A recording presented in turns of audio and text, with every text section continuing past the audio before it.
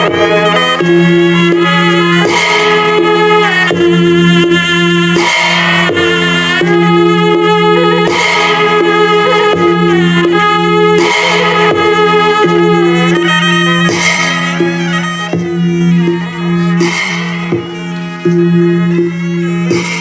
อย่อมือ10 นิ้วตั้งขึ้นวางกิ้วกาย9 เกษาแตบไตภาติตะทะไหลรัตนาผ่านแผ้วผ้าแก้วเจ้าทั้ง3 ประการโดยความเคารพนอบนบปูจา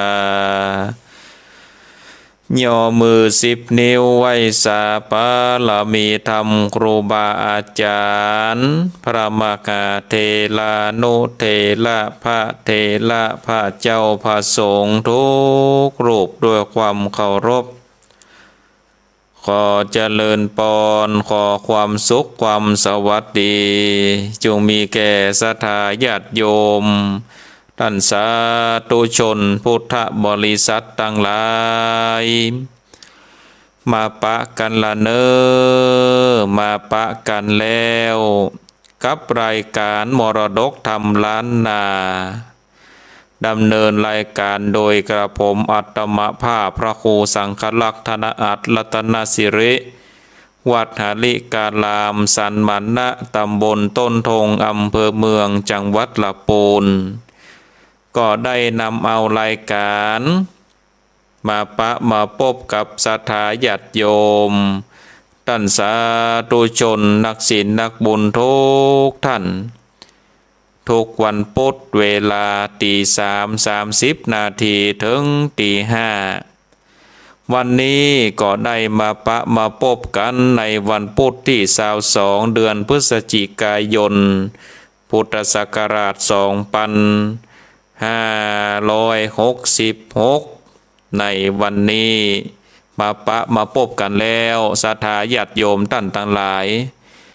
ก็ต้อนรับศรัทธาญาติโยมที่ได้เปิดเครื่องวิทยุสดับรับฟังหลายขึ้นหลายสถานีด้วยกันที่ได้เปิดเครื่องวิทยุรับฟังตลอดถึงรับฟังทางระบบอินเทอร์เน็ตก็ดีหรือว่ารับฟังทางระบบ Facebook ก็ดีศรัทธาญาติโยมท่านทั้งหลายหลายท่านหลายคนก็ตื่นขึ้นมาแต่เจ้าแล้วได้เปิดเครื่องวิทยุได้ฟังนำธรรมคำสอนครูบาอาจารย์หลายตนหลายองค์ที่ได้สลับสับเปลี่ยนกันวันนี้ก็มาพบกันศรัทธาญาติโยมก็จะได้ฟังน้ำฟังธรรมแบบปืนบ้านล้านนาวันนี้ก็จะทำต่อจากปุตติแล้วลองพระเจ้าดินเหนียวผูกต้น5แล้ววันนี้ก่อนที่เราจะได้สดับรับฟังพระธรรมเทศนาก็มาย้อมจิตย้อมใจตามที่เราได้เคยปฏิบัติด้วยกันมาก่อนเนาะศรัทธาญาติโยมเราจะได้ไหวพระกล่าวกรรมปูจาพระรัตนตรัยต้อยกันเนก่อนเป็นการย้อมจิตย้อมใจเนาะเอากราบ1กราบ2กราบ3อิมินาสักกะเลนะพุทธังปูเชมิอิมินาสักกะเลนะธัมมังปูเชมิอิมินาสักกะเลนะสังฆังปูเชมิอะระหังสัมมาสัมพุทโธภะคะวาพุทธังภะคะวันตังอะภิวาเทมิกราบ สวากขาโตภะคะวะตาธัมโมธัมมังนัมมัสสามิกราบสุปฏิปันโนภะคะวะโตสาวกสังโฆสังฆังนะมามิกราบนะโมตัสสะภะคะวะโตอะระหะโตสัมมาสัมพุทธัสสะนะโมตัสสะภะคะวะโตอะระหะโตสัมมาสัมพุทธัสสะนะโมตัสสะภะคะวะโตอะระหะโตสัมมาสัมพุทธัสสะอิติปิโสภะคะวะอะระหังสัมมาสัมพุทโธวิชชาจารณะสัมปันโนสงการโตโลกาเวนโทอนุตตโลปุเรสะธรรมาสาลาเทสัทธาเทวมนุสสานังพุทโธภะคะวะเตสวากขาโตภะคะวะตาธัมโมสันเทเตงโกอากาเลงโกเอหิปัสสิงโกโอปานาเยโกปัจจตังเวเตตัมโพวินโยเหตเตโสปะเตปันโนภะคะวะโตสาวกสังโฆโอโชปะเตปันโนภะคะวะโตสาวกสังโฆญาญาปะเตปันโนภะคะวะโตสาวกสังโฆสะเมเจปะเตปันโนภะคะวะโตสาวกสังโฆญาเตทังจัตตาเรโปเรสาโยคาเนอัตถาโปเลสาโปกาลาเอสาภะคะวะโตสาวกสังโฆอาหุนายโยปะหุนายโยทาเคนายโยอัญชะเลการะเนโยอโนตะลังปุญญาเขตังโลกัสสติสันโตสันโตภะปัญญาปัลละเม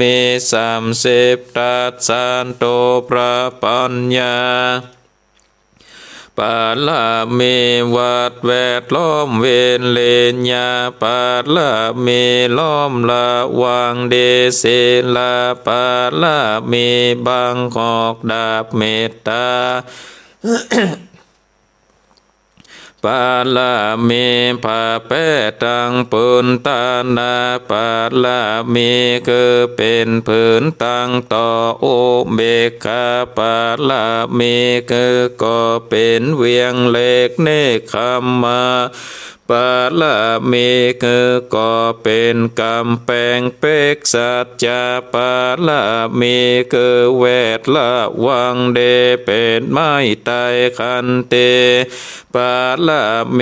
กายเกิดเป็นหอกดาบบางนาไม้แลปืนไฟอาเทธานาปาลาเมพันภาพไปตกคนตกแข่งแข่งแข่งแรงแรงป่าฝูงมันผีสางภายเพ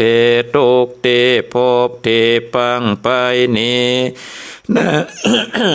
นางแม่ทอละนีอาสาจันโสสะเหมือนฝันอยู่ข้างน้ำนาเตนองกว้างต่อกว้างแตกตีฟองนานนองนานนอกกลายเป็นข้าวตอกดอกไม้มาถวายปูชาพระแก้วแก่นไทยสาทันพระพุทธังเลยจงมาภายโพดจงอาโนญญาโตดโพดโภคาแต่เด่นเลนางแม่ทรณีออกมาเลีดมวยผมอยู่ข้างจางค่ายคายคาจางงาซับเด่นโพน้ำนาเตลงพาดภายคอจ้างภายหักตบเต้าผาญามานห้องเอาปนกว่ากับยอมมือเคินตนหัวใส่กล่าวว่าโภคาดนี้ได้ชื่อว่าเป็นโลกเสกพระโพธเจ้าตนมีบนสมปานอันมากนาพระโพธเจ้าจริงตั้งพระปัญญาปาละมีไว้เก่าจานตั้งไว้ตั้งนาก็ได้เก่าจานตั้งไว้ตั้งหลังก็ได้เก่าจานตั้งแต่หัวแผ่วตีนก็ได้เก่าจานตั้งแต่ตีนแผ่วหัวก็ได้เก่าจานแสนว่าโลกเปินจากมาเสมอเหมือนดังฝนแสนหาก็บ่มีจากมาไกลได้ข้าพระเจ้าเลยได้ไว้ว่าพระพุทธคุณนังพระธรรมคุณนังพระสังฆคุณนังพุทธอินตาธรรมอินตาสังฆอินตาอัสสะแม่นางทอดละนีผู้อยู่เหนือน้ำผู้อยู่ก้ามแผ่นดินการว่าโภคาได้ละเนอเกิดถึงโกนพระพุทธเจ้าโกนพระธรรมเจ้าโกนพระสังฆเจ้าโกนพระปิตาโกนพระมารดาโกนพระอุปัชฌาย์ครูบาอาจารย์โกนแก้วทั้งสามประการโกนแดดโกนฝนโกนน้ำโกนลมโกนเด่นโกนไฟโกนโกศสลาเจ้าโกนพระเจ้าตนภาวนาก็ดีโกนนางตัดลาเจ้าก็ดีโกนพระปัจเจกเจ้าก็ดีโกนแม่ทอดละนีเจ้าก็ดีขอจงมาหักษาตังกำนากำลังยังตัวตนแห่งภูคาในวันนี้คืนนี้ยามนี้จิมแดดเตอนาอุดนาอาตนาปัตนาปิดพระเจ้ามีฤทธิ์ปิดโดยพุทโธนะโมพุทธะญาวะบังอมสวากขาพุทโธพุทธังคักษาธัมโมธัมมังคักษาสังโฆสังฆังคักษาพุทโธพุทธังอะระหังธัมโมธัมมังอะระหังสังโฆสังฆังอะระหังพุทโธพุทธังกันหะธัมโมธัมมังกันหะสังโฆสังฆังกันหะพุทโธเมนะโธธัมโมเมนะโธสังโฆเมนะโธอายุวันโนสุขังพลังกราบหนึ่งกราบสองกราบสามศรัทธาญาติโยมท่านสาธุชนพุทธบริษัทต่างหลายเฮาได้ไหวพระได้กล่าวกรรมปูจาพระรัตนตรัยเป็นที่เรียบร้อยแล้วเนาะยอมจิตยอมใจกันแล้วศรัทธาญาติโยมต่างๆหลายต่อไปก็จะได้สดับรับฟังพระสัทธรรมเทศนาแบบปื้นบ้านล้านนาก็จะได้เทศธรรมอาลองพระเจ้าดินเหนียวผูกต้วนแห่เน้อศรัทธาญาติโยมต่างๆหลายก็เชิญจวน ได้ตั้งอกตั้งใจสดับรับฟังพระธรรมเทศนาแบบปืนบ้านล้านนาเป็นลำดับต่อไป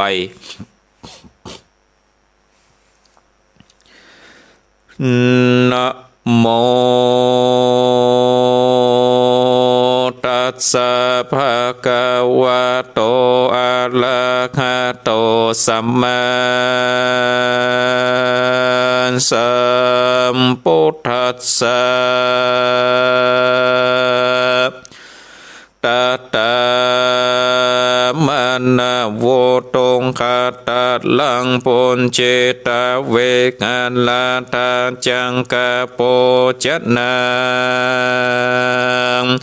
เป็นเดงกาปตังเจตามาลันนาจาลานามาโลปะขันธังศิลาภาวนามายังดังนี้ดุราสะโพเลสะตั้งหลายตั้งยิงใจหนุ่มเท่ากะอันเข้าสู่เวหันมีใจจมจืนยกมือยืนไว้ฟังธรรมกบยำอ่อนกอมใจเจิดน้อมเจยบานจุงจากฝังนิทานไปแจงโดยอันเฮาแต่งเป็นธรรมอย่างนิยายอันเล่ามายามนั้นนางเมียก็ฟังฝ้าวลูกจากตีไก่กาไปเก็บบุปผาดอกซอยเอามาลอดร้อยเป็นสาย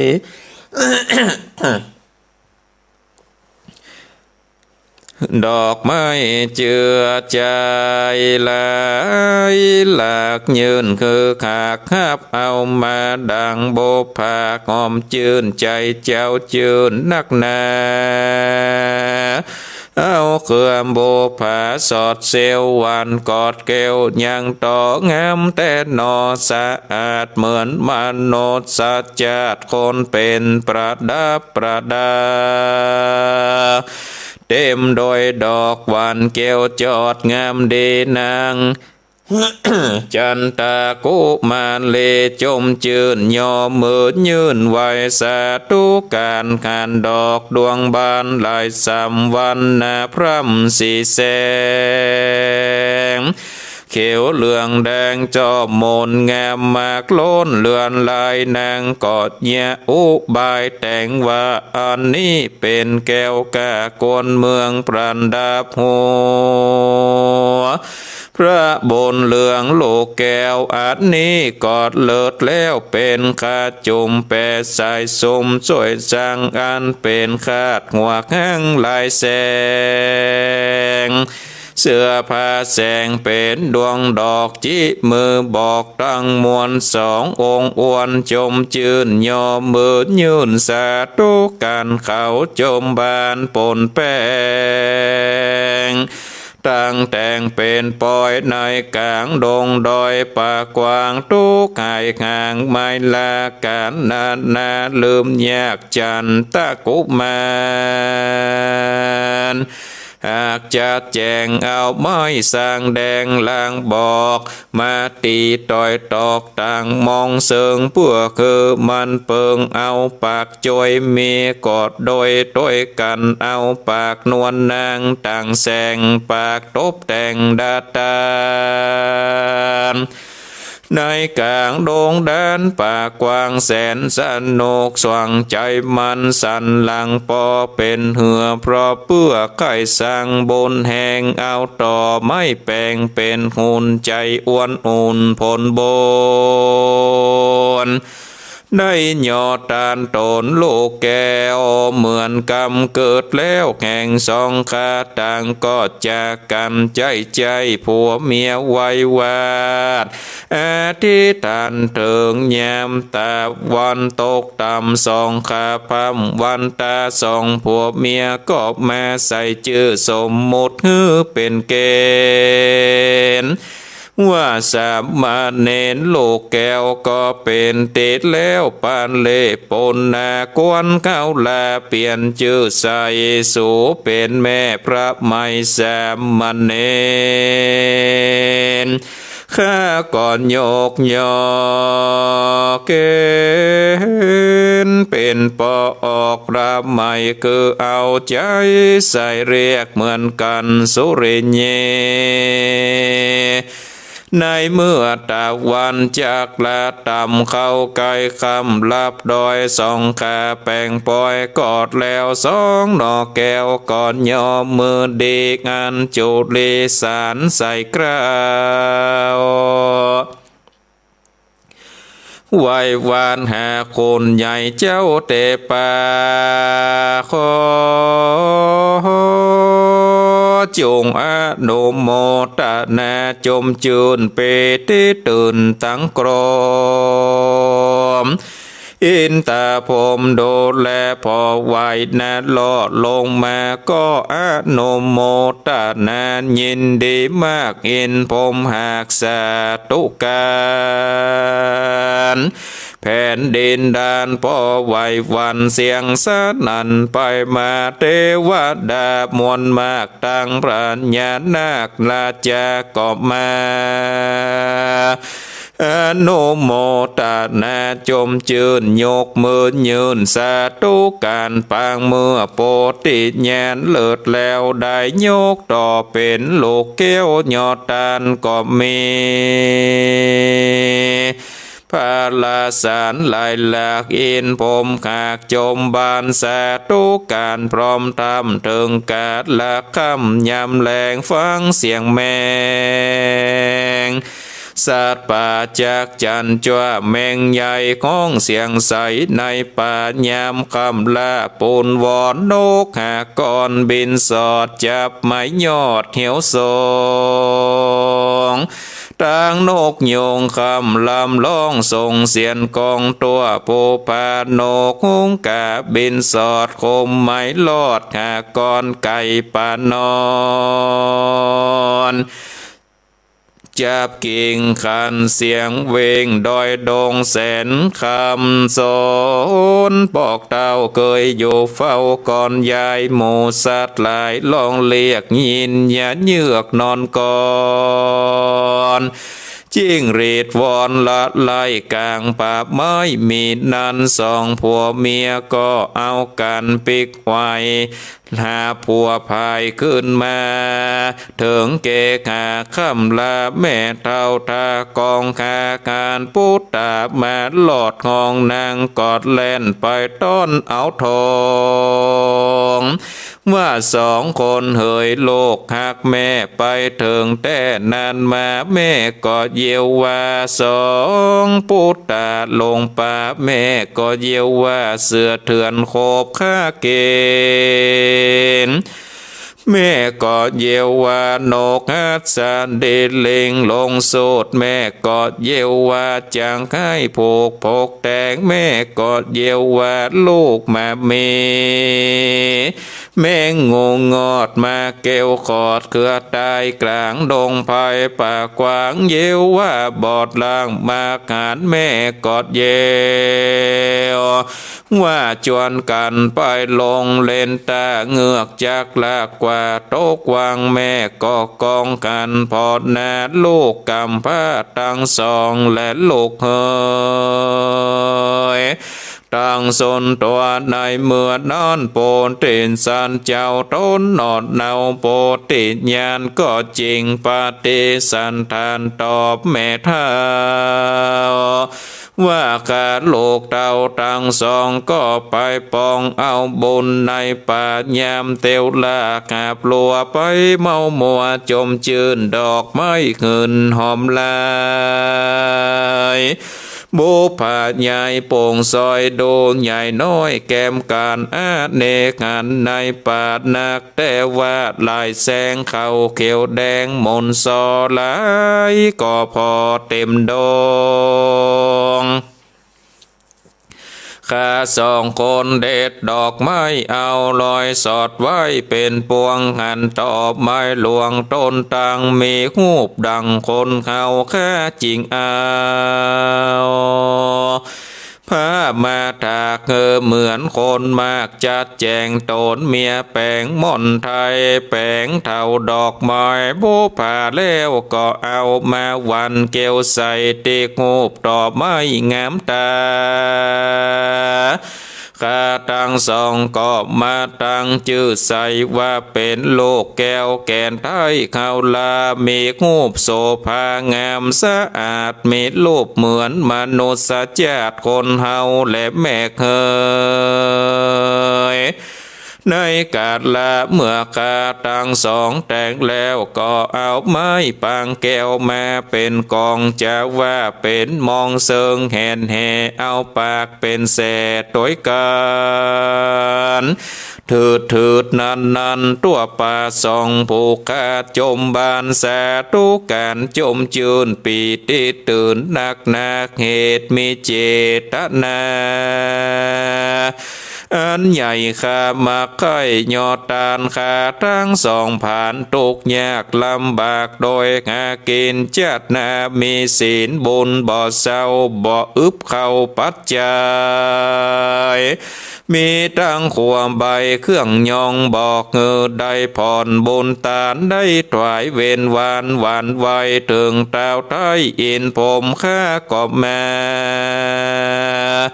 ชื่นชมน้อมไว้ตั้งเตปาไทยลายตนโยเตสาโหนตั้งสีมีใจกรีจมบานก็สาธุการใจ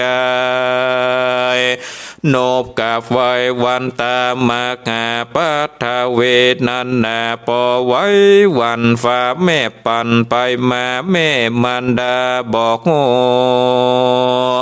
อยู่บ้านสาธุส่วนเอาบุญเตอะแม่เคยว่าอันกันแลสาตันสาวัจจานังสุตัวส่วนวัดนางเศรษฐีนีผู้เป็นแม่ก็สมมานาแต่จมบานก่อนยอมมือสารตั้งเกลากับโดยโลกเต่าทั้งสองโดยหัวปองเปิกผู้ว่าสาตุดีและนาตัตตาปางเมื่อนอแก้วโปติญาณอย่างโตกผ่านตำกอยโยตูบน้อยเฟยตองหูกุนกองไหลเผาตัวแก่เท่าจานลาอายุได้45 วาสามบอดจ้าพระนอนลาบ่เมามัวบ่กวนเก่าเล่นจูบ่มักสูบเมียไผ่เต้ากะตำใจมันเตียงบ่คอนเวียงเสียเสน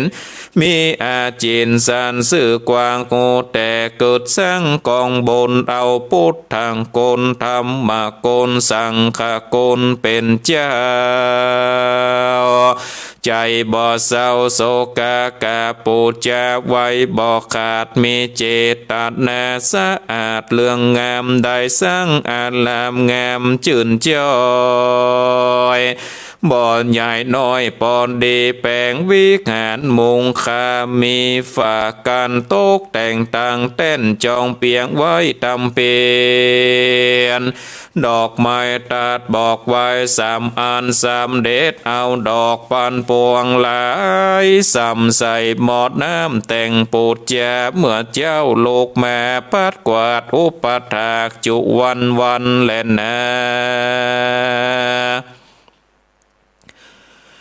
เอกเวนโดราเปโกตังหลายในเมื่อพระสมชายโพธิลาชอันเป็นเจือจาดสัพปัญโยวิบากโดจะกาย3 ตุกยิ่งลำจือว่าโตคาตากาปริญญาณอยู่สร้า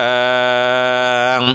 ตูบบอกวางเฟยขาตั้งมันดาแม่เลี้ยงวิบากจากกายเสียงเหมือนกันคักแปลงปันจุมือบอกเฮือได้มนมัวมองวันนั้นแลนาตันตาคานเตญาเอโกราชเตวิญญาอามัจโจนากันตาเสปนเลสกังเตนตานังปนตาโลปังเจติญา นานาสัมปทานาดังนี้ดุราสะโปเลสะตั้งหลายจงจักฟังนิยายอันยิ่งคือว่าเจ้าจอมมิ่งโปติญาณได้ยินคนจันจัดเล่าตัวเมืองเจ้านังกันลาว่าพระญาเป็นเจ้าเปิ้นประกาศกล่าวเล่าลือกันตั้งเศษนาและอามาพรามบาทเจ้าคนเมืองมีเจตนาเรื่องใหญ่กว้างจากแต่งสร้างกองกลคือว่ากะตำบนอันใหญ่จากเกินไว้ธาตุจอมดอยเดือนสี่เป่งหอยบ่อ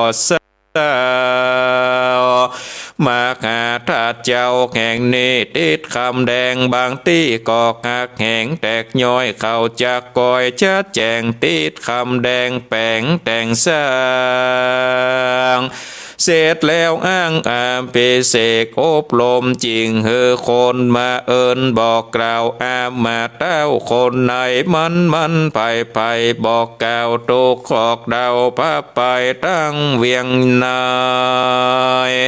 และบ้านนอกโตขอบเขตกันด้านนาเก่าเสียงจากกันตกตีเสียงกองมีตั้งปวงคนหลายหลวงมีมากตกโปกหากสะแวงหาดังว่าทุตานาลายอย่างลางปองก่อสร้างต้นจีวรแป่งต้นผ้าปอนเข้าใหม่เวียงกว้างใหญ่เนืองนั้นเล่าลือกันผ้าแผ่แผ่นลาพร้อมตุกนาจมจืนจมบานขาวเล่งดาตันสันเศร้าตั้งหมู่เต้าและเศษนาตั้งดาจาและโอปาลาดแปลงปราสาทหอนลมเว้นกะตนเดียวใจยากอันอยู่ตูฝากเฟยตองไผ่บ่อปองเจ้าว่าเจ้ากำพระได้ยินส่วนพระนาเลนใจอ่อนตั้งแม่พร้อมเมียควานก็มาจากการว่าเดือนสี่มาเป็นงาเป็นงามพญาเจ้าจากฮือตานมาคาถาตั้งพระบาทติบนดอยเป็นการตานปอยใหญ่กว้างเขาตั้งหลายเล่งแห้งดาตานเฮาจะเกิดการสันได้ลาวจากเป็นเก้าพาลาสารพระโพธิญาณนอเต้าเกิดเหยือกแย้วในใจมีเจตนาใส่บ่เศร้าเกิดออกเข้าในคอบ่มีสังยอตานซักเผาจักเอาข้าวน้ำก็บ่มีขายลัวเลี้ยงอินทรีย์ก็เกิดยากยินลำบากตันใจบ่มีเงินในสักบาทสะลึงขาดเสียทงเจตนาจงไข่ตานพร้อมตันจะกึดอ่านโดยสันใดกึดไปมาเข้าออกสามเม็ดลูกก็บอกเสียงกันจนถึงตะวันหันพอค่ำมาเกิดลำลายงานยินตันใจนักแก่บอบมีแต่งานจักตานตนนางคานก็เกิดบ่ออกได้แม่ออกได้ก็บ่ป่องเป็นถึงตะวันเย็นพอค่ำกินข้าวน้ำแล้วพร่ำนอนวิตกวอนใจคงใจกักโลจากไก่ลงรอยเตเจ้าก็เกิดว่าโกจักหนีออกไปจากบ้านเข้าในตันดงแหนเพื่อจากซอกหาของตันกูก่อนบอกเงือผ่อนตั้งบนแลนาว่าอ่านแล้วและเจ้าก็มากินข้าวเขาโปรดจานาก็เอาทงปาดและพาญาย่างนาลงเกินไปมีใจผ่องใสนักแก่เหตุฮักแต่กองกุศล เจ้าก็เอาตนเดียวกว่ายายเข้าป่ากิ่งเดียวเจ้าเตียวไปลำลวงโลดหลอดห่วงกิเลเจ้าก็มีกรรมเกิดได้กูจากใจก่อนดินเหนียวมีใจกลมเกลียวกึดจอดไข่แปงหูบยอดสับปัญโยปิดจัดละนาโดสอดควายจิงลาดโคมไม้ลงไปโซนที่ในน้ำตาเข้าใจว่าจักเอาดินสายโยกดินยายเตียวกว่าถึงตัดน้ำฟองเปลวโคดเอาดินเหนียวได้แล้วตนแก้วก็ออกจากน้ำลีลาเถิงลูกขางมไม้ตีกวางที่กวางใหญ่ใบหน้าโยกหาตากันนวดดินเหนียวลวดยองใหญ่ผิวงามใสสะอาดเอาตองโกยวางปาดเสียดีเจตนามีแต่งตั้งยังหูแห่งโปธะปิมปาแต่งหูตาแปลงออกซ้ำเหมือนวอกกลางแดงเจ้าแต่งแปลงเติมแทงใส่คอแก้มและส่องหูปิดจาดลาดนาโดบ่อตวนถูกมีตาเลิกลูกพังยางเหมือนลูกพามเท่ากาดลิงกาดลาต้องใหญ่อาจฟาดหลังโคตรตัวบ่โมดงามปอดเจ้าจอมยอดข้ามวอนข้างย้อนใจวางสองมือกองพอว่าจักเนี่ยนอสันได้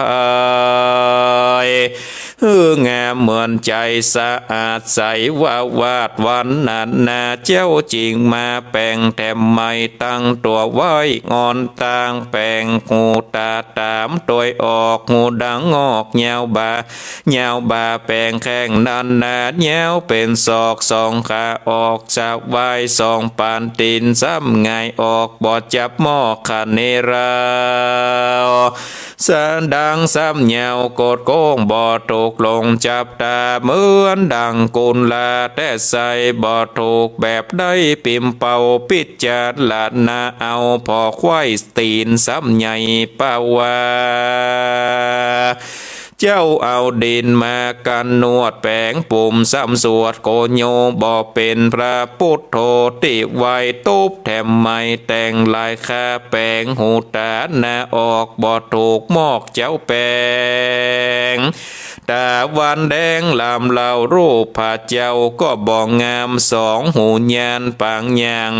สองแขนต่างต้องเตยนิ้วมือเลยเหมือนหวีโกยแอวแก้มด้วยลาวเลิงตาซ้ำบ่เปิงแก่นน้อยดังพระยอดซอยสะดังพระยอดซอยซ้ำแหลมคมเจ้ากอดนวดเดินแปลงแถมไม่หูพระบาทไทยปิมปาดังหัวตาแลกหูแต่งบ่ถูกตำแหน่งสักอันจนตาวันลงลำห้อยทวนเจตที่เจ้าก้อยแต่งแปลงจนตาวันแดงยังบอดแล้วหูพระผ่านแผ่วบ่งามตาเจ้าก็เอาตองมาขอเอาเด่นนันนอปอกเกกหานแหลนนาปุณนาเทวเสวันลุนพุ่งเจ้ากินข้าวแล้วเล่ากูจักแป่งโดจะขึ้นขันโคเสียก่อนแล้วก้อยผ่อนแปลงไปจัดแลกึดใจดังนั่นแล้วเจ้าหนอแก้วก็เตียวมาหลอดเกกหาตูบน้อยตาวันตามกอยคำรัตติแย่มืดกุมตาถึงตูบน้อยเมียข้าก้อยเจียนจ่าว่าสามีกาเจ้าปีขาดน้องนี้กองหันตั้งแต่ย่ำวันแล้วเล่าบอกหันปีเจ้าปอกคืนมาเป็นสารได้จ้านานปอกห้องบอกเกิดหลอดน้องอยู่หลอดแลบอกเกิดเติงโปจัดนาขับเขาปี้เป็นเจ้าลงทางเสียแล้วแหลกกาว่าอันเหมือนนานโปธิสัตว์เจ้าจริงจะกับน้องเนามิ่งจะญาว่าแสนโสภาเฮ้ยคักปี้บอดใจว่าปี้นี่ลงโหน บ่ใจว่าปี้ไปโตขี้ตมในป่าบ่ใจว่าผีเสือลาบมาหาบ่ใจว่าเป็นโลกามวยคายบ่ใจว่าไม่เสียบแลนำปากปี้กอกหักเงียแหลกหักแต่งกุดตังบนแห่งตังเดียวปี้ก็ได้เอาดินเหนียวมาแต่งยังสากงูแห่งปิมปาเพื่อบ่ใจเพื่อไปตานกาพญาและอามาตกาปาจานาลาดตั้งเมืองปี้มีความเครื่องใจตกแต่งแปลงยังสากงูแห่งสัพปัญโยเนี่ยถูกโถไหลเล่ามันก็เต้าบ่เป็นตาวันเย็นค่ำบ่ายปี้จริงวายนาปอกเกินมาสู่เกกหาค่ำแล้วนางหนอแก้วจมบานก็แสทุกกันใจส่วนแม่ออกไทยนางเศรษฐีนี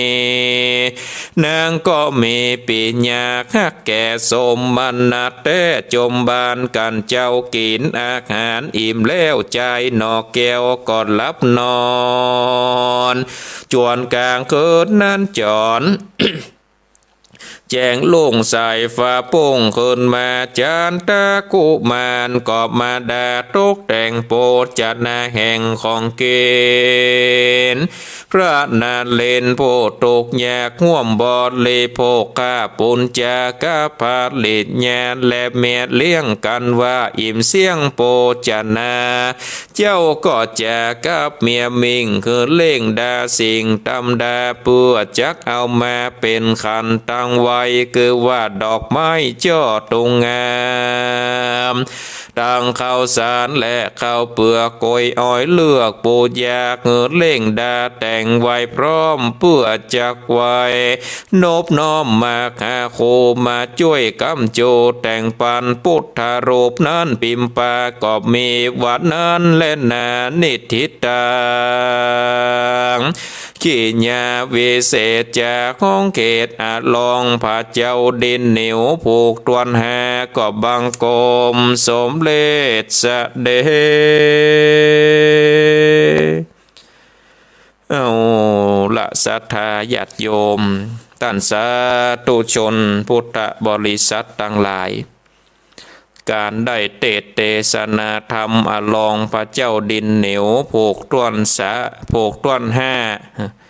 ก็ได้ปริปุณังเป็นติเรียบร้อยแล้วศรัทธาก็แนวหมอกปอกให้พอดีเนาะบาดยาวนักลำไปบ่สั้นนักลำไปหมอกฟังม่วนพอดีศรัทธาญาติโยมต่างหลายมาเร็วพอเวลาตอนนี้ก็ตี4:14 นาทีก็จะได้สรุปเนื้อหาใจความสำคัญให้กับศรัทธาญาติโยมต่างหลาย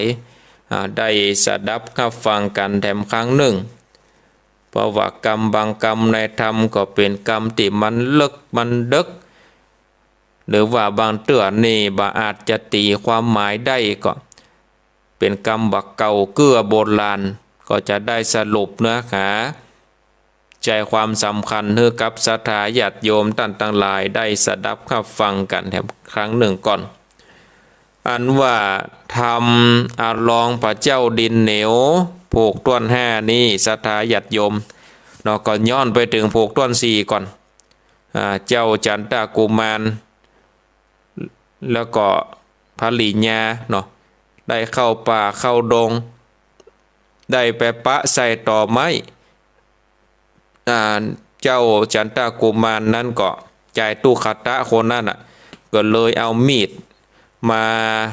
ควักมาต้องมาแต้มเพื่อเป็นหูบคนแล้วก็ใส่เพื่อว่าเป็นลูกแก้วจะแปลงปอยลูกแก้วก็คือนางเมียนางอันเมียนั่นได้ไปเอาดอกไม้มาห้อยเป็นพวงมาลัยเอามาตกเอามาแต่งเฮือต่อไม้นั่นซึ่งผสมมุติเป็นลูกแก้วเฮือได้ตกได้แต่งแล้วจะได้ปล่อยลูกแก้วแล้วอันนี้ก็เป็นทำผูกต้วน4ผูกต้วน5นี่ก็หลังจากที่ เมียมันก็ไปเก็บเอาบุปผาลาจาตั้งหลายดอกตั้งหลายเอามาห้อยเพื่อเป็นพวงแล้วก็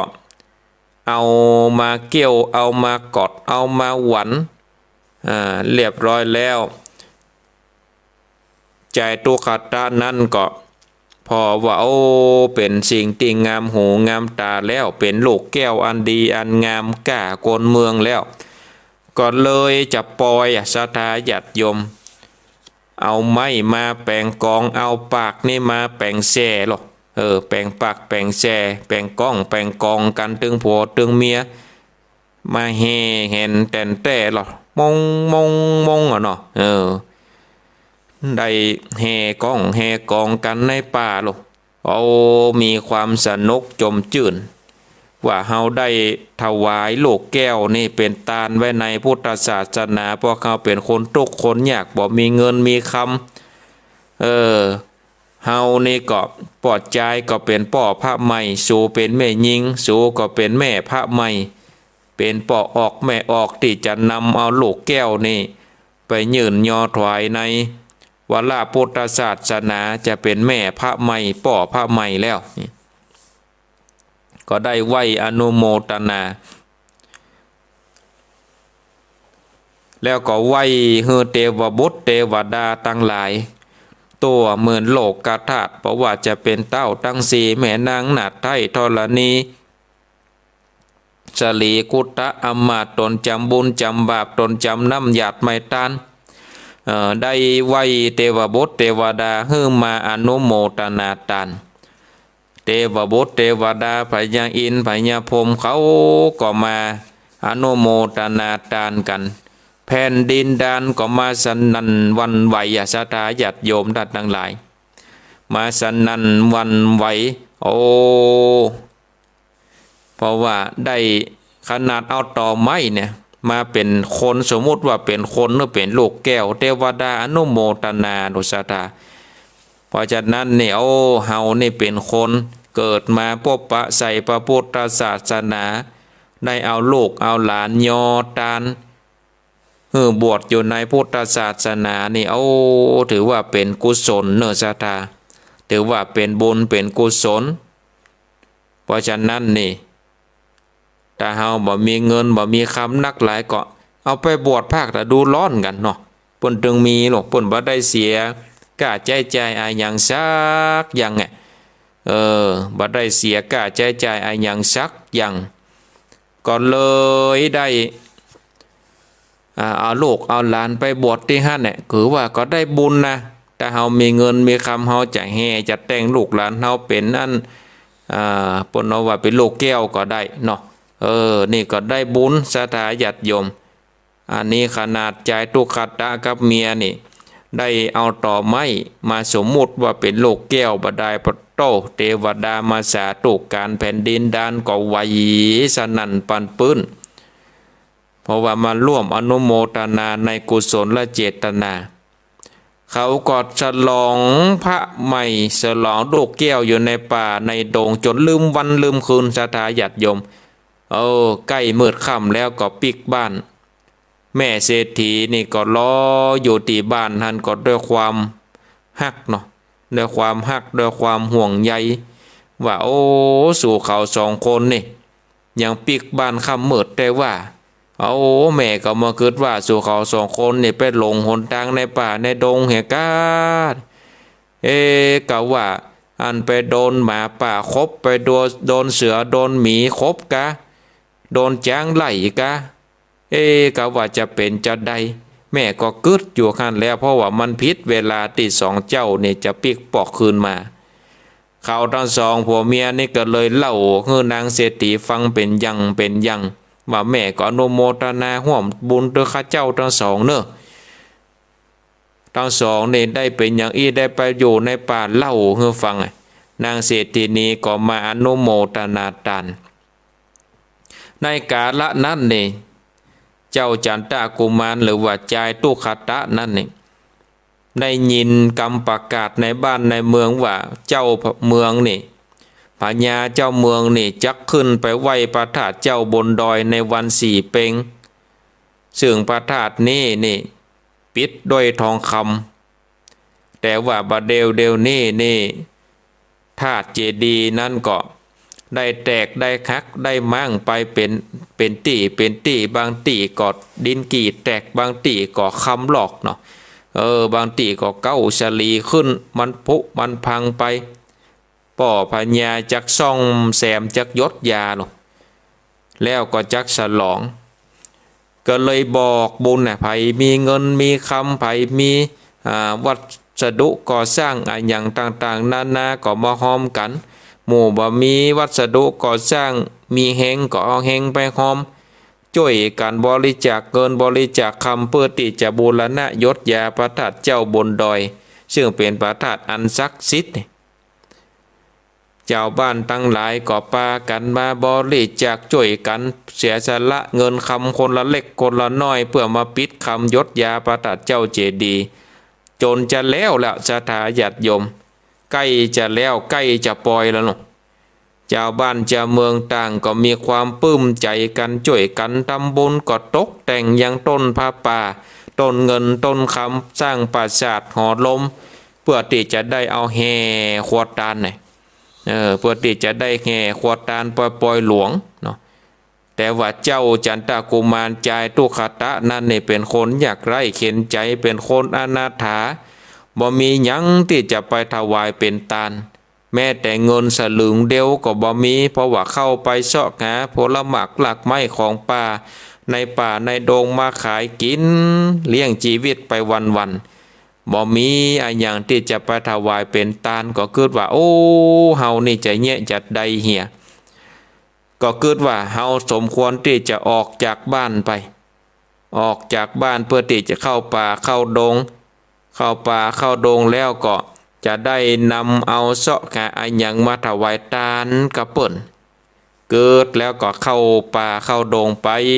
ศรัทธาญาติโยมท่านทั้งหลายเกิดแล้วก็เข้าป่าเข้าดงไปเพื่อที่จะไปเสาะแสวงหาสิ่งอันมีค่าจะได้น้อมถวายเป็นทานกับเปิ้นก็เลยคิดว่าเขาจะเอาอย่างไปถวายเป็นทานอันนั้นอันนี้ก็มีนักมีหลายแล้วก็จะเงียบได้เนาะก็ไปหั่นใส่ขี้ดินเหนียวศรัทธาญาติโยมไปหั่นใส่ขี้ดินเหนียวก็เลยว่าเฮานี่จะเอาขี้ดินนี่ไปเงียบใดดีเกิดออกแล้วสมควรที่จะปั้นพระเจ้าเนาะปั้นพระเจ้าไปถวายทานกระเปิ่นก็เลยเอาดินขึ้นมาหนวดมาฟันมาปั้นตกแต่งมาปั้นเพื่อเป็นรูปเนาะปั้นแข้งปั้นขาปั้นหูปั้นตาประเป็นพระเจ้าอย่างเปิ่นศรัทธาญาติโยมปั้นอันใดก็บ่ดีบ่งามสุมาเด้อเนาะในธรรมเพิ่นว่านะมือก่อนแยวคอก่อนแยวหูดังก่อนแจ้งเงี้ย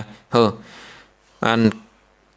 เอาดินเข้าปอกก็จ้ำลุไปทีกะแปลงต้องสวดเห็นหรอพระเจ้าบ่ดีบ่งามยังบ่เลิกล้มความตั้งใจศรัทธา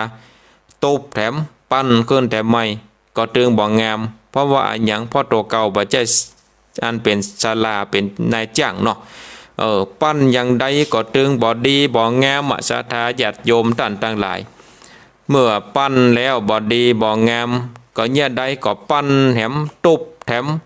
ปั้นแถมตุบแถมไปจนตะวันใกล้ค่ำศรัทธาญาติโยมท่านทั้งหลายตะวันใกล้ที่จะค่ำแล้วเกิดว่ามันค่ำแล้วก็บัดลมเลิกความตั้งใจก็เลยเอาขี้ดินนั่นปกใบตองปิกบ้านปิกจองเนาะปิกบ้านปิกจองไปคิดว่าวันพวกนี้เฮาก็จะมาแถมใหม่เนาะวันพวกนี้จะมาแถมใหม่จะมาปั้นพระเจ้าตามความตั้งใจตามความตั้งใจจะต้องขึ้นโคไว้โคแห่กรรมก่อนเห็นหรอขึ้นโคไว้โคแห่กรรมก่อนเพื่อว่าจะได้นำเอาพระเจ้าไปกินไปทานเรียบร้อยแล้วก็ปิกไปบ้านไปเมืองปิกไปบ้านแล้วเมียก็ถามว่าอ้ายวันนี้นี่อย่างมาปิกมาค่ำก็ว่าอ้ายลงหนทางกะก็ว่าจะใดจะเนี่ยใดก็บ่จ้างเนี่ยศรัทธาญาติโยมท่านทั้งหลาย เนี่ยใดก็บ่จ้างเนี่ยก็เลยได้อู้ได้จ่าคือเมียฟังเนาะได้อู้ได้จ่าคือเมียฟังว่าอันเป็นจะได้เนาะเป็นจะได้ว่าอันอยู่ในป่าในดงตั้งแต่มืดตั้งแต่ค่ำเนาะก็เลยได้อู้ว่าโอ้ได้เอาขี้ดินเนี่ยมาปั้นเป็นพระเจ้าวันพุกนี่เฮากินข้าวแล้วเนี่ยคือน้องได้แต่งดาเนอะแต่งดาสวยดอกสวยหมักสวยปูเตียนเล่มบัดเล่มเฟื่องเข้าเปลือกมืนเข้าชานปันเนี่ยเพื่อที่จะได้นำไปเป็นขันตั้งเนอะได้นำไปเป็นขันตั้งเอาไว้ขึ้นโคปูดจาโคเนาะขึ้นโคปูดจาโคเพื่อที่จะได้ปั้นพระเจ้าคือถูกตามลักษณะเนาะคือถูกตามลักษณะอันโตนได้จะได้ตั้งอกตั้งใจปั้นพระเจ้าพระธรรมเนาะปั้นพระเจ้าพระธรรมที่ได้จะได้นำไปแห่แหนเนาะได้นำไปแห่แหนยังเอาไปแห่เป็นปอยเนาะไปแห่เป็นปอยกระเปิ่นไปแห่เป็นปอยกระเปิ่นใน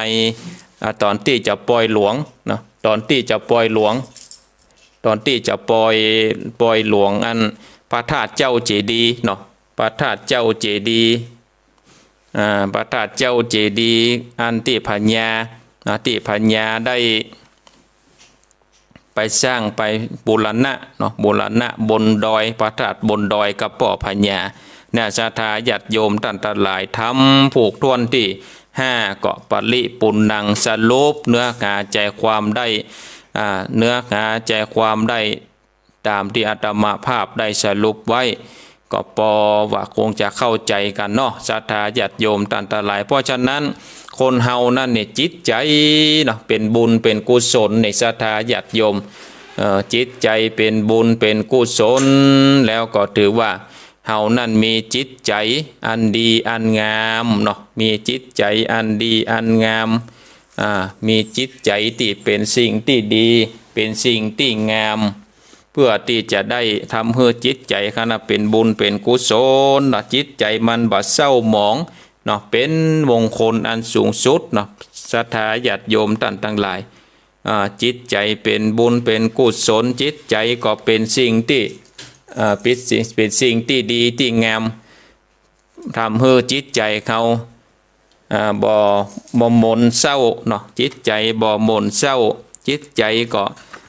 ทำให้เฮานะอิ่มในบุญเนาะอิ่มในบุญถ้าหากว่าจิตใจเขามันเศร้าหมองเนี่ยบุญก็บ่เกิดนะศรัทธาญาติโยมท่านทั้งหลายบุญก็บ่เกิดถ้าเฮามีจิตใจอันดีอันงามบุญก็เกิดเนาะบุญก็เกิดกับตนกับตัวเขาเพราะฉะนั้นเฮาได้กฐบุญสุนทาน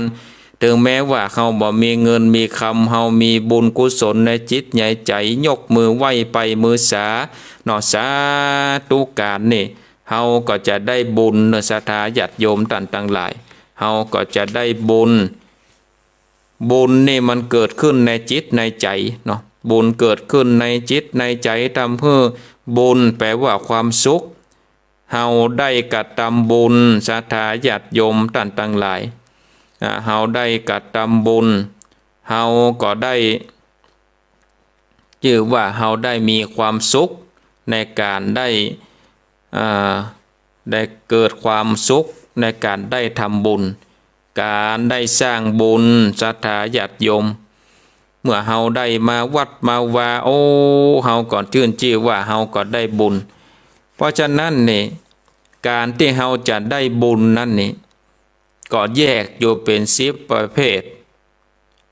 โดยกันเฮาเกิดมาเป็นคนตึงเตื้อนี่เฮาสมควรที่จะรีบขวนขวายในการทำความดีนะอภิตัตเทถะกัลยาเนปาจิตตังนิวารเยทันทังหิกรโตปุญญังปาตัสมิงรมติมโนแปลว่าบุคคลควรรีบทำความดีและห้ามจิตจากความชั่วเพราะหากทำความดีจะไปจิตใจจะยินดีในความชั่วเพราะฉะนั้นเฮาก็ค้นขวายในการทำความดีห้ามจิตห้ามใจจากกรรมอันสิ่งที่มันบ่ดีบ่งาม เมื่อคนเฮาทำบุญจ้าใจของเฮาก็จะยินดีในบาปเพราะฉะนั้นเมื่อเฮากึดที่จะทำบุญเฮาก็รีบจำแนกเฮาก็รีบทำก็สามารถจำแนกแจกประเภทของบุญมีอยู่10ประการคืออันดับแรกคือบุญจากการให้ทานเสียสละทรัพย์สิ่งของตนตลอดถึงกำลังกายกำลังสติปัญญาความรู้ความสามารถเพื่อประโยชน์แก่ผู้อื่นห้องวัดตานะไมบุญสมเร็จโดยการให้ทานศีลละไมคือบุญจากการสมาทานรักษาศีลรักษากายวาจาของเขาคือมีความเรียบร้อยใจก็จะได้บริสุทธิ์พุทธผ่องใสอันนี้คือศีลละไมบุญสำเร็จโดยการรักษาศีลบุญอันเกิดจากการภาวนามันฝึกฝนอบรมตนเพื่อละบรรเทาลดละกิเลสยกระดับจิตใจของตัวเก่าคือสูงขึ้นอันนี้ของว่าภาวนาใหม่บุญสำเร็จโดยการภาวนาอปัจจายนะใหม่บุญเกิดจากการประพฤติอ่อนน้อมถ่อมตนต่อผู้รักผู้ใหญ่มีความเคารพต่อพ่อต่อแม่ครูบาอาจารย์เชื่อฟังคำสั่งคำสอนของพ่อของแม่ของครูบาอาจารย์อันนี้ถือว่าเป็นบุญนะศรัทธาญาติโยมอปัจจายนะใหม่บุญสำเร็จโดยการประพฤติการอ่อนน้อมถ่อมตนบุญเกิดจากการได้ขวนขวายในกิจการที่ชอบมันสร้างสรรค์คุณงามความดีกระทำแต่สิ่งที่เป็นประโยชน์ต่อตนและคนรอบข้างห้องว่าไวยาวัจจะใหม่บุญอันเกิดจากการได้อุทิศส่วนบุญซึ่งได้ลำดับกันมาแล้วว่าเฮาได้อุทิศส่วนบุญส่วนกุศลได้แผ่เมตตาหยัดน้ำอันนี้ถือว่าปฏิทานะใหม่บุญจากการได้อนุโมทนาได้อุทิศส่วนกุศลบุญเกิดจากการได้ร่วมอนุโมทนานี่แสดงความยินดีเพียงแค่ว่าศรัทธาญาติโยมได้กล่าวคำสาธุก็ว่าเป็นบุญมหาศาลอย่างที่ว่าตะเกียศรัทธาญาติโยมยกมือไหว้ไปมือสาก็ถือว่าเป็นบุญก็คืออนุโมทนาใหม่สิ่งที่ขาดบ่ได้อย่างในวาสาเขาได้ไปวัดไปวาไปฟังเทศน์หรือว่าได้เปิดเครื่องวิทยุในเจ้าวันนี้นี่ถือว่าเป็นบุญบุญเกิดจากการได้ฟังธรรมซึ่งท่านทั้งหลายกำลังได้ปั้มเป่งอยู่ณปัจจุบันนี้ของว่าธรรมสวรรค์ใหม่บุญเกิดจากการได้ฟังธรรมว่าใจกญาติโยมศรัทธาญาติโยมท่านทั้งหลายที่ได้บุญในส่วนของธรรมสวรรค์ใหม่อาตมาภาพเป็นผู้ได้เทศน์ธรรมเมืองก็ดีได้นำเอาธรรมะมาอู้มาจาก็ได้บุญเหมือนกันเพราะว่าได้คือธรรมะเป็นตาลคือธรรมะเทศนาใหม่ได้บุญพระพุทธเจ้าได้ตรัสเป็นบาลีรับรองว่าสัพพะทานังธรรมะทานังชินาติการให้ทำเป็นทานย่อมชนะการให้ทั้งปวงศรัทธาญาติโยมอันนี้บุญเกิดจากการได้เทศนาธรรมญาติโยมก็ได้บุญในส่วนของธรรมะสวรรค์ใหม่บุญสำเร็จด้วยการฟังธรรมอันที่10นี่สุดท้ายญาติโยมท่านทั้งหลายฟังแล้วก็ต้องรู้จักทำใจคือมีความเห็นมีความหันคือถูกคือต้องทำความเห็นคือตรงกันมีความเข้าใจในเรื่องบุญในเรื่องบาปในเรื่องกุศลในเรื่องโทษเป็นสัมมาทิฏฐิมีความเห็นที่ถูกที่ต้องชื่อว่าทิฏฐุชุกรรมเพราะฉะนั้นนี่ท่านทั้งหลายเราได้ฟังเรื่องการทำบุญเราก็ได้ว่าเราจะเนี่ยจะได้ครบถึง10กะเราได้ทำอันใดอันหนึ่งก็ได้นะศรัทธาแต่ว่าถ้าทำถึง10อย่างนี้ได้เนี่ยโอ้สุดยอดเลยอาตมาภาพยกนิ้วโป้งเลยนะเนาะเพราะฉะนั้นนี่อันใดที่เราทำแล้วมีความสุขคนอื่นบ่เดือดร้อนบ่เป็นทุกข์จากการกระทำของเราสิ่งเหล่านั้นล้วนเป็นบุญเป็นกุศลศรัทธาญาติโยมท่านทั้งหลายทำสิ่งใดใจสบายคลายจากทุกข์บังเกิดสุขยิ้มแย้มจิตแจ่มใสไม่ก่อทุกข์โทษร้ายให้แก่ใครนั่นแหละไซคือบุญคุณความดี ถ้าทำดีถ้าทำสิ่งใดใจร้อนในภายหลังบางครั้งหลั่งน้ำตาพาโศกเศร้าประสบทุกข์โทษร้ายภัยไม่เบาจงรู้เท่านั้นคือโทษความไม่ดี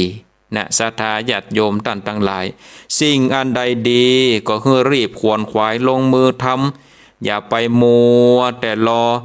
ถ้าทำแล้วอันไหนมันบ่ดีก็คือรีบคือลดคือละเพราะฉะนั้นอันใดที่ชื่อว่าเป็นบุญรีบควรควายกระทำเนอะศรัทธาญาติโยมจะไปอ้างวันอ้างโภคจะไปอ้างว่าวันโภคก้อยเนี่ยวันโภคก้อยทำเฮานี่บ่มีโอกาสจะหูว่าเฮาจะได้สร้างบุญกุศลไปแถมบ่ได้ศรัทธาญาติโยมต่างๆหลายความตายนี่รอเฮาทุกวินาทีนะมันจะว่าทุกชั่วโมงนะทุกวินาทีเฮาบอกหูว่าเฮาจะมีชีวิตยืนยาวไปแถมกี่วินาทีเฮาจะมีชีวิตยืนยาวไปแถมกี่วันเฮารีบที่จะขวนขวายนะรีบขวนขวายสร้างคุณงามความดีท่านอาจารย์พระมหาเอกพลวัดเสาหินว่ารีบทำรีบสร้างเนาะสาธุกับท่านอาจารย์เปลี่ยนข้อคิดนะศรัทธาญาติโยมรีบทำรีบสร้างรีบทำรีบสร้างขจายเนี่ยขจายท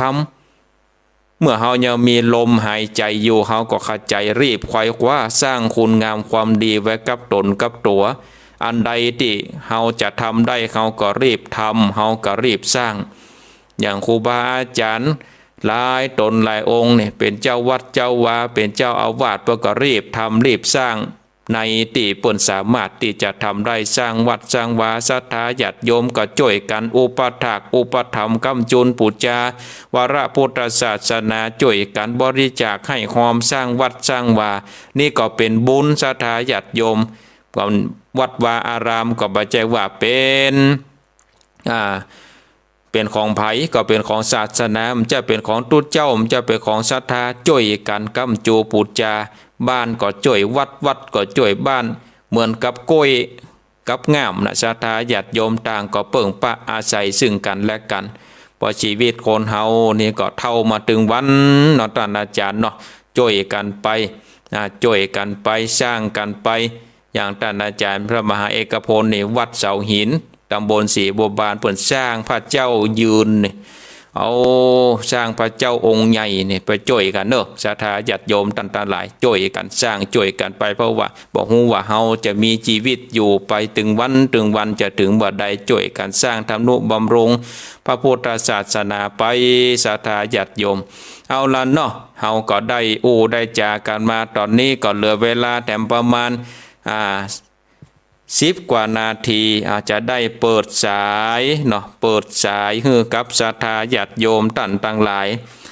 ได้โทรมาแจ้งผลการนับฟังโทรมาโทรมาจากันได้เนอะตอนนี้จะเปิดสายแล้วนะที่เบอร์โทรศัพท์08658781770865878177เอาครับสายเจริญปอนมาสการเจ้ายายพรโตวันนี้มือแม่นนอวันนี้ก็เจอโทรศัพท์รู้แล้วก็เดินรู้ได้ฟัง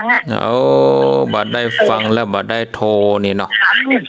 ได้ฟังแล้วไม่ได้เปิดแค่ไม่ได้ฟังโทรศัพท์ละไม่ได้โทรแบบไหนชัดเจนดีเนาะยายพรเนาะเจ้าทางนั้นพระเจ้าเปิดเทศสามนี่ใจดีครับเนาะตื่นมาได้ยินเสียงธรรมใจดีหลงโซ่เนาะจ้าปั้นพระเจ้าเนี่ยมหาแบบนี้ใช่เนาะนั่นนากากันนี่ก็เปิ้นปั้นที่ไหนก็ไปห่วมบ่เนอยายเนอะเนื้อเป็นวาดที่เป็นรอจือวาดล่องหัวแดงนั่นนากาพระเจ้าเต็มวัดไหนวัดล่องหัวแดงรู้ต่างไหวเนาะมันออกแค่โยมบุตรวดว่าโยมป้านี่มั้ยล่ะสาธุโมทนาเนอธรรมชาติสาธุฟังกันไปเรื่อยๆเจ้าฮับสายต่อไปเจริญปอนไปสาข้าท่านพระครูป ป้อนนานประเสริฐก็พี่ต่ำละฟังอยู่ตั้งแต่ตีสามนะครับฟังโอ้มันวันที่เขาเข้าใจวิชาหลักประโยชน์ดีเขานอฟังว่าน้ำทำคำสอนนั้นเปิดว่าน้ำทำว่าใจน้ำใจล้างหน้าน้ำทำครูเข้าไปย่อมจิตย่อมใจเปลี่ยนกู้เปลี่ยนกิมกันไปนะกันเนาะครับโอ้เห็นเสียงอันส่วนโคแล้วเป็นเดียวดีใจครับดีใจครับสาธุฟังกันไปเรื่อยๆนะปนานเนอเรากำลังใจรันครูเนี่ยพอครูได้อยู่ดีมีสุขอามีเงาเป็นหัวลมใสแกบอกมาต่อไปครับเนอสาธุโมทนา08658781770865878177เจริญปอนไปศาลเจ้าพระอาจารย์จากที่ไหนอันนี้แม่แก้วบ้านแม่หาทั้งชัดลำปางเลยเจ้าแม่แก้วแม่แก้วเจ้าเป็นกำลังใจให้เลยเจ้าฟังอันบุญญาวาสกะแม่สามเจ้าบุญญาวาสบุญญาวาสโอ้แต่ตีสามแล้วเจ้าไปสายเลยเจ้าเด้อสาธุโมทนาเอามีก็เข้ามาต่อไปจะเลินปอนแก้ได้แสเจ้าท่านพระครูแม่สีทอนเจ้าทำจะละม่วนได้กำลังม่วนจบแห่จ้าก้อยฟังปุดต่อไปพูดแน่มาเนี่ยท่านพระครูกำลังม่วนถ้าบัดติดอะไรยังก็ตึงจะมาปะกันเจ้าใจตุ๊กตาก็จะได้ตามพระเจ้าที่เหลืออยู่เนาะก็นาว่านะติดตามตอนต่อไปเจ้าไว้สาเจ้าสาธุโมทนาเจ้าสัตตุหับสายต่อไปเจริญปอนเจริญปอนติดแล้วนะเอาเจริญปอนอย่าดักปิงติดแล้วอาจารย์ปิดวิทยุมันเหมือนที่กลัวกันอาจารย์ต้องปิดวิทยุแห่ก่อนนะลืมปิดวิทยุแล้วจากที่ไหนแม่จากโทรจากที่ไหนเจ้ามันไม่แต่เจ้าไม่โทรมาแล้วฟังอยู่เจ้าอ๋อแม่แต่หนองไหวเนี่ยเนาะเจ้าแม่แต่สันชัยชัดเจนเนี่ยเนาะแม่เนาะเจ้าชัดเจนดีพระอาจารย์จ้าตุโมทนาฟังกันไปเรื่อยๆเนอะเจ้าไอ้สาเจ้า0865878177เจริญปอนเจ้าแก็บไว้แสเจ้าท่านพระครูวันนี้มีบุญแห่งวันเงี้ยตื่นขึ้นมาได้ยินเสียงน้ำเสียงธรรมได้ไหวพระฟังธรรมโดยท่านพระครูธรรมจักรเจ้ามาแล้วเนอะแม่สุแก้วศิลาพรสีเตี้ยบ้านโฮงตะปูนเด้อเจ้าท่านพระครูชัดเจนดีเนาะชัดเจนดีเจ้าขึ้น98.75วัดห้วยจ่องศักเจ้าสาธุโมทนาแล้วกับไวสาด้วยท่านพระครูสาธุเจ้าหับสายต่อไปจะเลินปอนไวสาเจ้าพระอาจารย์แม่ฟังอยู่เนอะจากลำปางเจ้าบ้านไหลนาน้อยเจ้าลำปางไหลนาน้อยแม่น้อยอุตุดีเจ้าชัดเจนเด้อเนาะแม่น้อเจ้าชัดเจนดีฟังบุญยวาสเนอะชัดเจนดีพระอาจารย์เจ้าอยู่เป็นโกเป็นกีมฟังกันไปเรื่อยๆเนี่ยแม่เนอเจ้าไว้พระตัวตึงตลอดเลยเจ้าโอ้ดีแล้วเจ้าสาธุเจ้าสาธุโมทนาเจ้าไว้สาเจ้าหับสายต่อไปจะเลินปอนไว้สาเจ้าทำสูแม่อุ้ยฟังเห็นแล้วเจ้าแม่อุ้ยอินอยู่บนดอยเสมิงเจ้าฟังแดนดินถิ่นล้านนานะเจ้าหนาวแล้วกะทางบนปุ่น ถ้าเราว่าเจ้าเมื่อคืนกับวันดาวเจ้า เอามา แต่ว่า เจ้า ต่อ นี่ วันนี่ได้เจ้า มาเจ้านี่หมกเย็นหมกหม่อนเนี่ยเนาะ เจ้าเจ้า ชัดเจนดีเนาะ โอ้นะเจ้า สาธุโมทนา เจ้าเจ้า เอาหับสายต่อไปเจริญปอน ถามไว้จ่าครับท่านพระครู จากที่ไหน อ๋อสันเมืองเวียงหนองรอง เอา ครับ พระเอาหลักพระเอาหลัก ครับโอ้อันนี้ของความเพียรของเปิดแต่แปลงเนี่ยได้กับบดีแต่ก็เลยต้องขึ้นครูขึ้นบาอย่างก่อน นะ เนาะ กะบ่ได้แปลงขันตั้งเนี่ยกะเนาะ ก็มีขันตั้งก็เปิดนี่เนาะ อย่างเตะทำต้องมีขันตั้งโหลเนาะนะ มีขันตั้งมันไปม่วนจะได้ มันต้องมีหน่อยเนาะ นั่นนะกะ อันนี้แปลว่ามันมีแต่ดั้งเดิมเนาะครับเนาะ นะครับมีแต่ดั้งเดิม ครับผมขอเป็นกำลังใจท่านอาจารย์พระครูเสมอนะครับ ชาตุโมทนากับพระเอาหลักนะครับเนอ ไว้จ่าครับ ชาตุครับเอา0865878177เอาหับสายเจริญปอน เจ้าพระครู จากที่ไหน จากบ้านเรือนประสางนะพูนเจ้า บ้านเรือนป่าซาง ชัดเจนดีเนาะ เจ้าสักเทียนดีเจ้า สาธุโมทนา เอาฟังกับมันโทรหากันว่ากันเนอะ น่าจำได้โทรหาจะจำจ้า อากาศทุกคันนี้กับมันโทรหากันพ้อง เจ้าอาจารย์นะ สาธุโมทนา เจ้ากำลังใจเจ้า เอา0865878177เจริญปอน ไว้จ่าท่านพระครู จากที่ไหน จากห้อยทรายเมืองเป้าครับ โอ้ห้วยทรายห้วยทราย ครับ ชัดเจนดีเนาะเมืองเป้า ครับผม ฟังกันไปเรื่อยๆเนอะ ครับ สาธุโมทนา ครับผมครับไว้จ่าครับ เอาครับสายต่อไปวันนี้หนาแน่นเจริญปอน นายรัชการเจ้าไปฟังอยู่นะเจ้า จากที่ไหนโยมแม่ ที่โพธารามเจ้า เอาสีโพธารามสารปี เจ้า ชัดเจนดีเนาะแม่เนาะ เจ้าชัดเจนดีเจ้า สาธุโมทนา เจ้ารัชการเจ้า อ้าวครับสายต่อไปเจริญปอน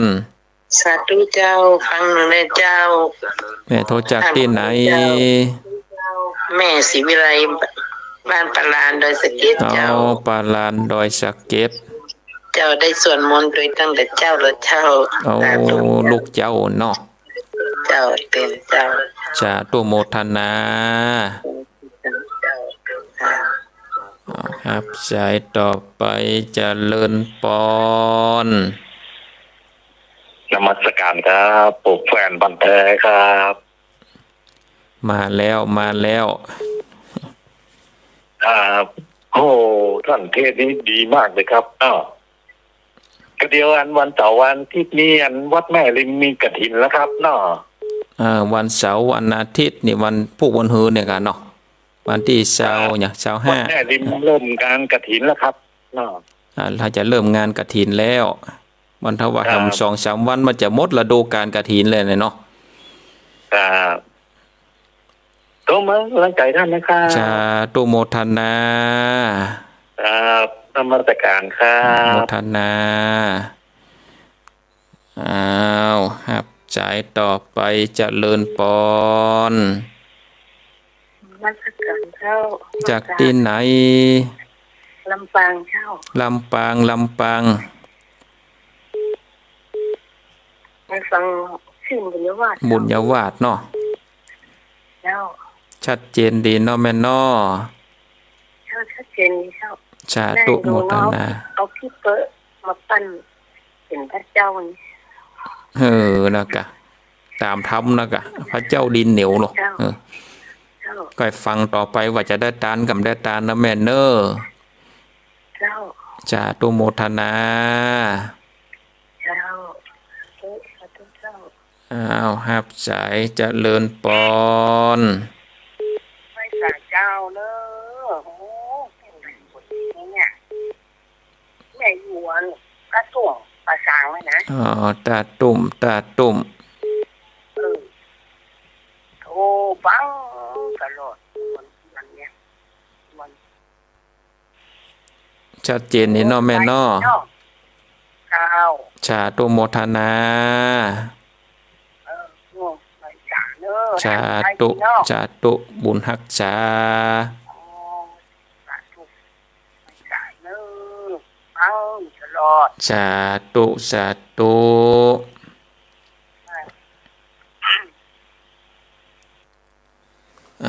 ก่อนนี้ก็ได้16สายก็สาตุโมทนายกหูก่อนเนาะสาธาญาติโยมยกหูก่อนยกหูก่อนขออนุญาตยกหูก่อนเนาะเวลาก็ไล่หลัง ไล่หลังมานี้แล้วสาธาญาติโยมจะได้สรุปจ่ายก่อนเนาะสรุปจ่ายสายแรกก็จากยายพรร้องงัวแดงอำเภอสันกำแพงโทรมาเป็นสายแรกโทรศัพท์ลุเป็นเดือนแล้วท่านอาจารย์เหยมันได้โทรหาใครสักคนกำลังมาโทรนี่นะโอ้ชัดเจนดีสาธุโมทนากับยายพรร้องงัวแดงสายที่สองจากป้อนานประเสริฐอำเภอนานน้อยจังหวัดน่านป้อนานก็ฟังอยู่กูรายการทุกวันเนาะสายที่สามจากอำเภอโยมแม่แก้วเนาะอำเภอห้างชัดสายที่สี่จากแม่ศรีธรชัยปราการฟังพระบาทอุดมอยู่ก็ชัดเจนดีสายที่ห้าจากบ้านแม่แต่สันทรายสายที่หกจากแม่สุกแก้วบ้านศรีเตี้ยศรีลาพรสายที่เจ็ดจากแม่น้อยอุตุดีบ้านไร่นาน้อยจังหวัดลำปางสายที่แปดจากแม่อุยอินบ้านแม่สาบอำเภอสะเมิงสายที่เก้าจากพระอาวลักษ์วัดสันเหมืองอำเภอเวียงหนองล่องสายที่10จากโยมแม่บ้านเรือนป่าซางสายที่11จากห้วยทรายเมืองเป้านะพอออกห้วยทรายเมืองเป้าสายที่12จากบ้านศรีโพธารามสารปีสายที่13จากปารานดอยสะเก็ดเด็ดสะกอยสายที่14จากโยมป้อออกน่าจะจากอำเภอแม่ริมเนี่ยเนาะถ้าจำมาผิดนะสายที่15จากจังหวัดลำปางสายที่16จากบ้านตาตุ่มอำเภอป่าสางได้16สายพอดีมงคลโสรัสยานพอดี16สายสาธาญาติโยมแต่หากว่าเปิดสายไปก็โอ้วันนี้หนาแน่นเนาะโอ้วันนี้หนาแน่นตังลำปางหนาแน่นวันนี้ตังลำปางฟังบุญญาวาสก่อนของขึ้นลำปางหนาแน่นก่อนที่จะจากลากันและสาธาญาติโยมเวลาก่อนไล่หลังมาก็ขอประกาศข่าวสารงานบุญก่อนเนาะมันจะของวัดที่ไหนก็ของวัดอาตมาภาพที่นั่งออกรายการที่นั่งนั่งจานั่งเทศธรรมอยู่ที่นี่นะวัดคาริกาลามสันมณะตำบลต้นทงอำเภอเมืองจังหวัดลำพูนจะได้ถวายทานกฐินสามัคคีสร้างบารมีประจำปี2566ถึงจัดทานในแห่มบกี้วันคือกำหนดการในวันเสาร์ที่25เดือนพฤศจิกายนพุทธศักราช2566เวลา 9 นาฬิกาเป็นต้นไปก็เชิญชวนศรัทธาญาติโยมที่ได้เปิดเครื่องวิทยุสดับรับฟังก็ดีหลายขึ้นหลายสถานีหลายที่หลายแห่งที่เสียงนี้กระจายออกไปก็เชิญชวนศรัทธาญาติโยมถ้าอยู่ตั้งใกล้อยากจะร่วมมาทำบุญกินทานด้วยกันก็เจริญปอนเจริญปอนเรียนเชิญที่วัดหริกาลามสันมณะได้ศรัทธาตั้งลำปางตั้งเมืองฝังชัยปราการมาห่วมกินห่วมทาน ต่างลำปางฟังอยู่ก็มาห่วมกินห่วมตานก็มากันได้เนอะข้ามดอยขุนตาลนี่บ่ได้ก็ถึงแล้วในหน่อมแจ๊กไก่กันนะ40 กว่านาทีก็ถึงแล้วห้างชัดนี่ซ้ำใกล้30 นาทีก็ถึงแล้วก็นี่เนาะโยมแม่เขาแม่น้อยเขาเนอะจะมาห่วมกินห่วมตานด้วยกันเชิญชวนเนอะในวันเสาร์ที่25ศรัทธาอยากจะร่วมทำบุญก็สามารถแจ้งความประสงค์แจ้งความจำนงได้ถ้าเป็นกองกฐินก็กองละ 1,000 บาทก็จะได้ปักต้นนำใส่จื่อใส่เสียงนำมาแห่มาถวายหรือว่าจะทำบุญตามจิตเจตนาอยู่ที่ไกลมาบ่ได้ก็สามารถร่วมทำบุญผ่านทางธนาคารได้เนาะก็หลังไม้เนาะที่เบอร์โทรศัพท์0865878177 0865878177ก็โทรศัพท์ ปัจจัยก็จะได้นำมาสร้างห้องน้ำเพื่อแล้วเสร็จแล้วก็ส่วนหนึ่งก็จะได้บูรณะปิดทองพระประธานซึ่งสร้างมาหลาย10 ปีแล้วจะได้บูรณะปิดทองพระประธานหรือว่าพระเจ้าในวิหารของวัดหาริการามสันมานะเพราะฉะนั้นก็เอิ้นเชิญชวนเนอะศรัทธาญาติโยมได้ร่วมทำบุญด้วยกันคนละกอง2 กองคนละเล็กคนละน้อยตามจิตเจตนาก็สามารถโทรมาหลังไมค์ได้เนอะที่เบอร์โทรศัพท์0865878177เอาละศรัทธาญาติโยมท่านทั้งหลายก็เชิญชวนได้ร่วมทำบุญกันในวันที่25แถมบักกี่วันที่จะถึงนี้ในการทอดถวายกฐินของวัดอัตมภาพวัดหริการามสันมานะเอาละเนาะขอนำรายการได้ลาจากศรัทธาญาติโยมท่านทั้งหลายไว้เพียงเท่านี้ก่อนวันพุธหน้าก่อยมาปะมาพบกันแถมก่อยมาฟังพระองค์ลองพระเจ้าดินเหนียวผูกต้วนที่6ต่อไปวันนี้ขอนำรายการได้ลาจากท่านทั้งหลายไว้เพียงเท่านี้ก่อนเนาะขอความสุขความสวัสดีจงมีแก่ศรัทธาญาติโยมท่านสาธุชนพุทธบริษัททั้งหลายอายุวันโนสุขังภะลัง